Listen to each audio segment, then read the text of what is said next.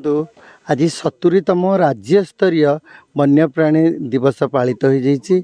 आज की दीर्घ 4 दिन है आम प्रत्येक विभिन्न गाँ महिला एसएचजी महिला माने स्वेच्छासेवी आमर जरपड़ा रेंजर महोदय अच्छा आमर फरेस्टर अच्छा समस्त को लेकिन आमे माने वन्यप्राणी येटा सप्ताहटा करुचु। यह 2 अक्टोबर रु 8 अक्टोबर मध्य चलिबो।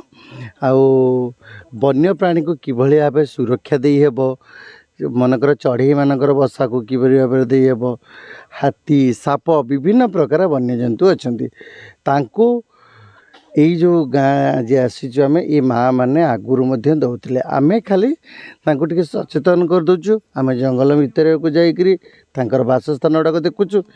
यही सब प्रकारिया जो कार्यक्रम करुचु यह ओडिशा कौन सी वनांचल करती ना, केवल अनुगुल जरपड़ा रेंजर वनांचल अंचल यहाँ हूँ।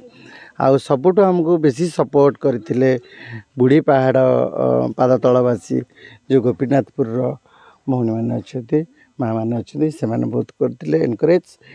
आम आग को बहुत बढ़िया बढ़िया कम करूँ जहाँ रेंजर महोदय सहायतार करूँ।